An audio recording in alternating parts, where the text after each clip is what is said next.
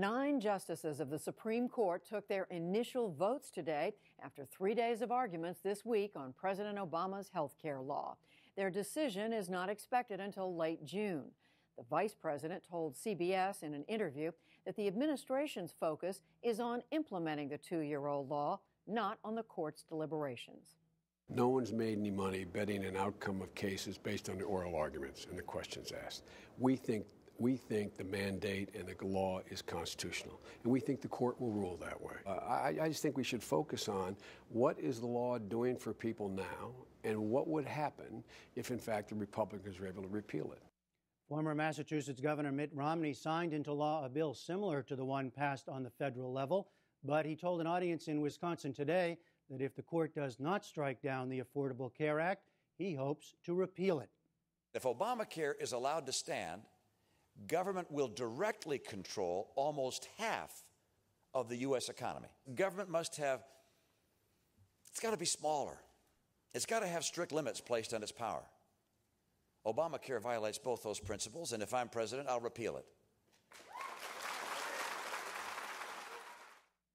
Also today, the Republican National Committee was criticized for releasing a web video that manipulated audio of U.S. Solicitor General Donald Verrilli.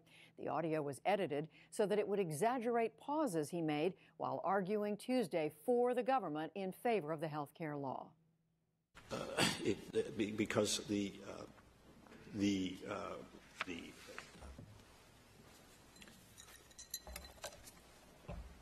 excuse me.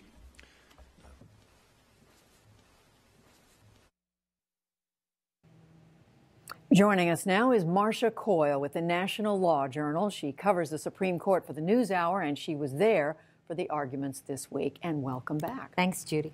So of all the cases that come to the Supreme Court, clearly this among the most important, Marcia, not just judging health care reform, but judging the ability of Congress to make law. That's right, Judy. I mean, very fundamentally, the court is examining the scope of Congress's power to make laws under the Constitution. So whatever the court decides in the health care case, it's likely to have an impact on Congress's ability to address problems down the road that are problems with national scope or nature.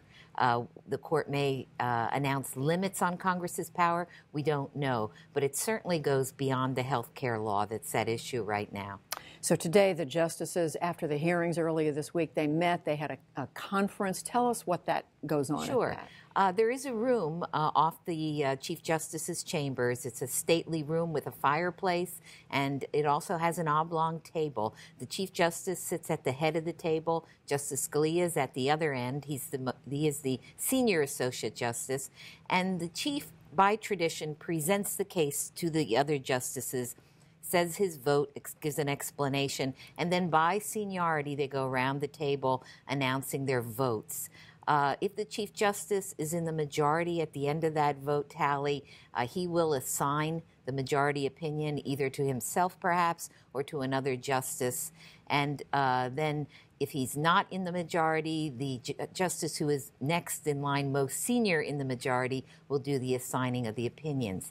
Then we go through a period where the justices are drafting opinions, they're exchanging thoughts, and the ultimate result probably will be in June. So do they talk about the case between now and the end of June, or do they just exchange written opinions? They really do primarily communicate through the draft opinions. There is some discussion in conference when they vote, but really this is a body that talks through its writing. And Marcia, do they typically hold to the same position that they held today, the day of this conference, or could that change? Well, probably more often than not, but there have been examples throughout history and even in recent times of justices changing their minds. Even the justice assigned to write the majority opinion may change his or her mind. There was an example, I think in the 90s, when Justice Kennedy was writing a majority opinion involving prayers at high school graduations, and he changed his mind, and he ended up writing a majority opinion, but with a different 4 justices joining him. But typically, it's felt that it's believed they stick to the opinions. Generally, they do, I think. So a political question, Marcia. You've seen this ad, the web ad that the Republican National Committee put out today, essentially doctoring some of the audio of the court argument on Tuesday, making the government attorney's presentation sound worse than it was, more hesitation on his part, sipping water and so forth. What are your thoughts about that? Well, first of all, the Solicitor General, Donald Verrilli, had something of a frog in his throat, and he did clear it and got through his argument. As far as the RNC ad goes, my initial thought is it's dishonest. If it's dishonest, it's inexcusable. My second thought was that it may well have an impact beyond that on the public's ability to get the court to be more transparent in its proceedings. The court has resisted cameras in the courtroom, partially out of fear that it'll be misused on TV. Chief Justice Roberts this week bent his rule of putting up audio of the arguments regularly on Fridays of argument weeks so that we could have it on the same day. And now it may be there will be some justices who will say, well, look, even the audio is abused. No way we'll let cameras in the courtroom. So I think it really, the harm is to the public more than anything. Well, we will leave it there, and we will be watching. Marcia Coyle, thank you. My pleasure, Judy.